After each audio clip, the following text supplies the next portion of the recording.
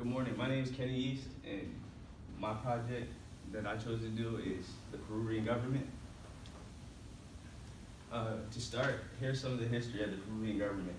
So the Peruvian government started, or Peru started, with the Incas. The Incas were the original natives of Peru.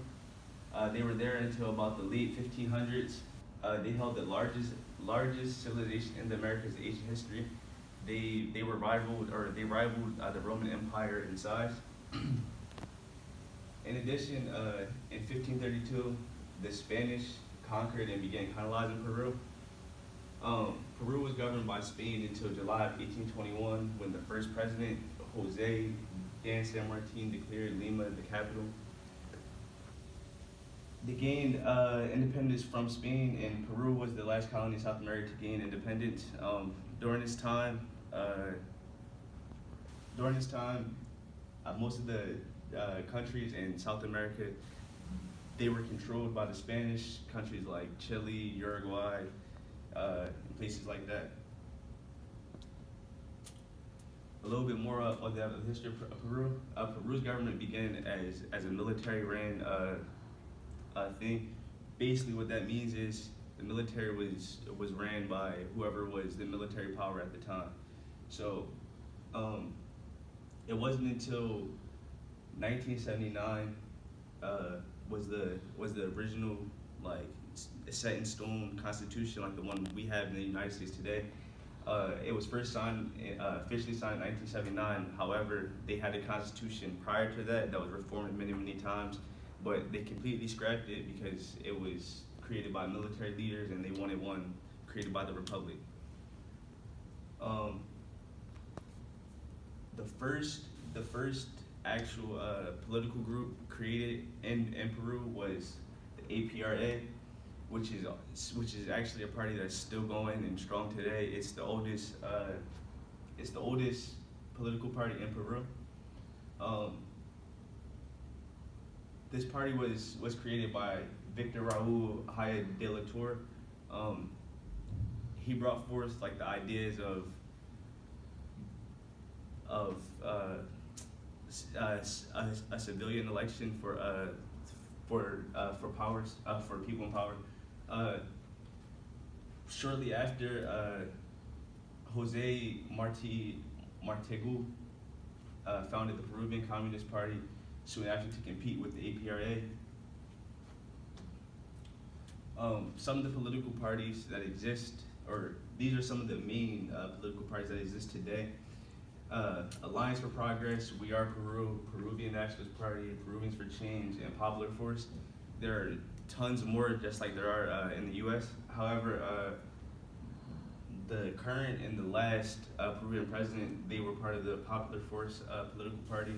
Popular Force also holds 73 of the 130 seats in Congress for Peru as well.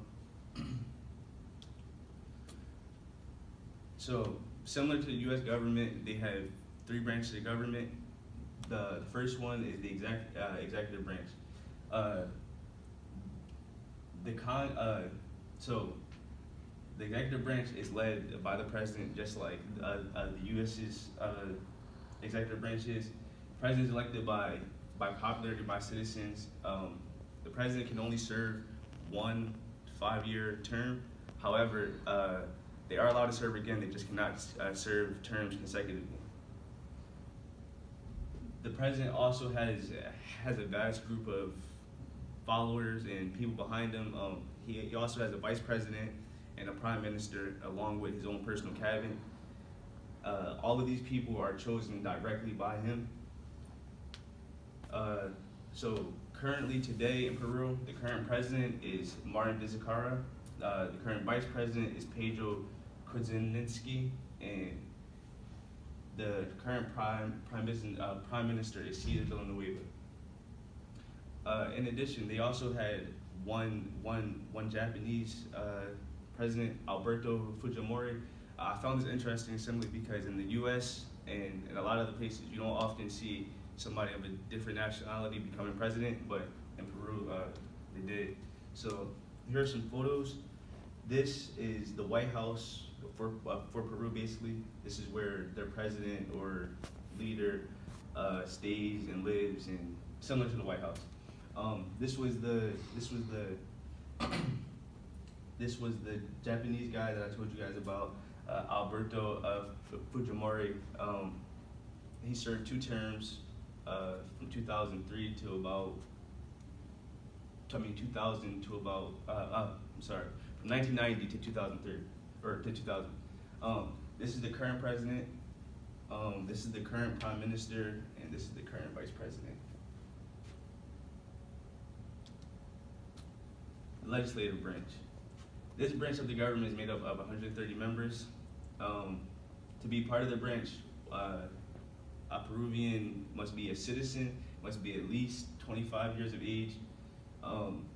Similar to the U.S.'s Congress, this branch of the government is made up of a bunch of different parties. So a lot of times they're competing for places in the legislative branch so that they can pass bills and laws similar to the U.S. government. They handle the essential government functions, so passing laws, rejecting them, creating them, things like that. Finally, we have the judicial branch. This branch is responsible for maintaining and making sure the Constitution is legal and followed. The system is made up of a bunch of lower courts, and the Peruvian government is split up into 25 regions, similar to how we have 50 states, they have 25 regions. So they have a bunch of smaller, lower level courts, similar to the US as well. However, the Supreme Court oversees it all, and they are the number one, and they have the most power. The Supreme Court includes 16 members split into 3 divisions. Those divisions are civil, criminal, and constitutional. Military. So they have three branches of armed forces. They have an army, a navy, and an air force. Just like the U.S. However, they don't have like a special forces like the Marines, like the U.S. does. You must be at least 18 years or older to enter. They have over 200,000 active personnel, and they spend around $200 million per year on the military. So some of the similarities between the Peruvian government and the U.S. government is they both have Congress. They are both led in democracy, and they also both have elections voted by the people, which, as crazy as it sounds, in a lot of places still aren't like that. A lot of places are still dictatorship. So, yeah. Some of the differences are Peru's president serves 5 years, while the U.S. president only serves 4. In addition, the U.S. Congress has 535 members. We have a House and we have a House of Representatives, which has 100 members, and then we have the rest of the Congress, which has 435. The Peruvian Congress, however, only has 103 because, like I said, they only have 25 regions. We had the U.S. has 9 members of Supreme Court, and Peru has 16. And yeah.